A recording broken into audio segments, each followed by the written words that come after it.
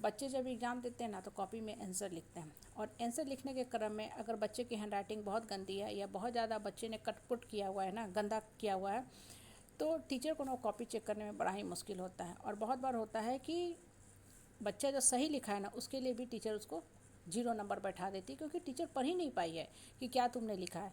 लेकिन वहीं पे एक दूसरा बच्चा है जिसका कॉपी में बहुत नीट और क्लीन साफ़ सुथरा लिखा हुआ है ना, तो बहुत अच्छे से पढ़ती है टीचर। और जो छोटी छोटी गलतियाँ हो जाती हैं, कहीं कॉमा छूट गया, कहीं विसर्ग छूट गया, तो उसको इग्नोर कर देती है, बच्चे को बहुत अच्छा मार्क्स मिल जाता है, फुल मार्क्स मिल जाता है। कभी कभी ग्रेस मार्क्स भी राइटिंग के लिए अलग से 1-1.5 नंबर 2 नंबर मिल जाता है। अब देखो ये बात बहुत छोटी है, लेकिन हमें जीवन की बहुत बड़ी शिक्षा देती है। हम लोग धरती पे हैं तो कर्मों की कॉपी लेके सबको ऊपर जाना है। हम लोग डे टू डे लाइफ में डेली बहुत सा कर्म करते हैं। अब देखो आप कर्मों की कॉपी कैसी लेके जाते हो ऊपर, उस आधार पे आपका अगला लाइफ का भविष्य बनने वाला है। मतलब आपका प्रमोशन उस ढंग से होगा। अगर आपके कर्मों की कॉपी में बहुत ज़्यादा कटपुट कटपुट कटपुट है, ठीक है, तो भगवान आपकी कॉपी चेक ही नहीं करेगा। आप देखो जिस समाज परिवार परिवेश में आप रहते हो ना, वहाँ देखोगे कुछ लोग मृत्यु शैया पे पड़े हुए हैं, इस कदर मृत्यु शैया पे पड़े हुए हैं कि वो बेचारे खुद परेशान हैं, अपने लिए मौत मांग रहे हैं, हर तरह की बीमारी से ग्रसित हैं। हमारे भी एक हैं कुछ जानकार में, ठीक है, उनके परिवार में एक सदस्य ऐसे हैं, ठीक है, ऐसे हैं कि उनसे परिवार के बाकी लोग परेशान परेशान हो गए हैं। अब सब लोग मिल के प्रार्थना कर रहा है कि भगवान इनको उठा लो। देखो नॉर्मली हम लोग प्रार्थना करते हैं किस चीज़ के लिए, कि भगवान इस इंसान को जल्दी रोग मुक्त करो, ये बेचारा बहुत कष्ट में है।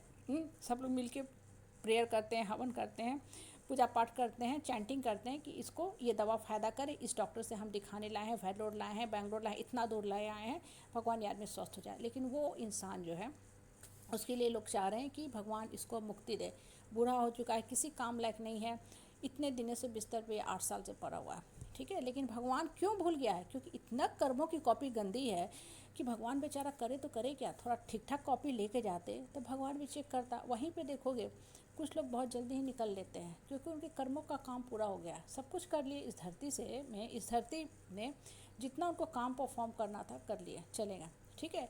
कहने का मतलब क्या है ना, कि धरती पे जितने दिन हो आप अच्छा कर्म करो, आपका कर्म का कॉपी ही ऊपर जाएगा। आप धन संपत्ति इकट्ठा करते हो, पैसा रुपया, शासन करते हो, दूसरे का शोषण करते हो, दोहन दमन करते हो, लोगों के ऊपर चढ़ के रहते हो, पागल करार करते हो, लोगों को हर तरह से तंग करते हो।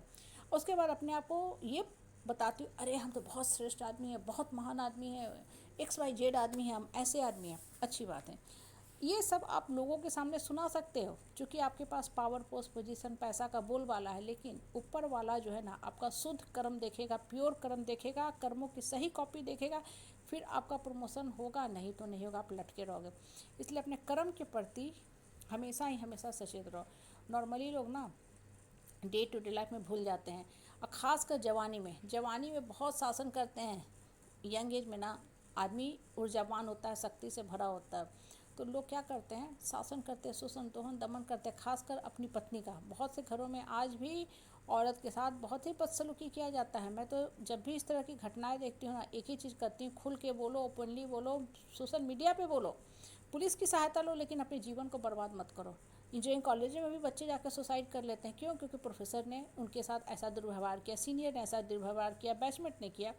अरे आप सुसाइड करके किसको सज़ा देते हो? आपका सज़ा तो अपने आप को दे दिया, और जो पापी है, मुक्त है, वो फिर किसी और को तंग करेगा। जीने का हक लो, धरती पे आप आए हो सर उठा के जीने के लिए, ना कि उसको सबको खुश करने के लिए, दूसरे के अप्रूवल और एक्सेप्टेंस पे जीने के लिए। दूसरे तो इतने बहियात हैं, इतने बहियात हैं कि आज आपके लिए कुछ बोल रहे हैं, कल जब आप सफल हो जाओगे तो फिर से आपके पीछे लल्लू की तरह लग जाएंगे, और फिर आपके जीवन में कुछ ग्रहण लगेगा, फिर वो आपकी शिकायत कर लेंगे। तो दूसरे के हिसाब से कभी मत चलो, ठीक है।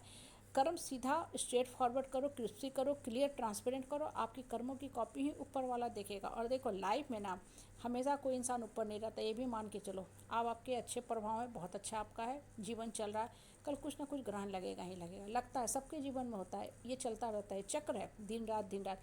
और ऐसे ही समय में, बुरे समय में ना, जो फेक बाहियात बहुरूपिया रिश्तेदार होते हैं, उनकी समझ में आ जाती है मानसिकता कि वो कैसे हैं। बुरे के समय में आपका हेल्प तो नहीं करेंगे, और आपको गलत सलत बोल के गिरा के चले जाएंगे, मनोबल इस कदर तोड़ देंगे कि आपको लगेगा कि हम वास्तव में ही बोझ हैं इस धरती पर, अब चलो हमको खा के सो जाना चाहिए, जो सरासर गलत है। खुल के जियो, सर उठा के जियो, और अपने कर्मों की कॉपी को इस कदर ऊंचा कर लो, नीट और क्लीन करके ऊपर जाओ, कि भगवान बोला है कि हाँ भाई क्या कर्म करके आया है, कितना श्रेष्ठ कर्म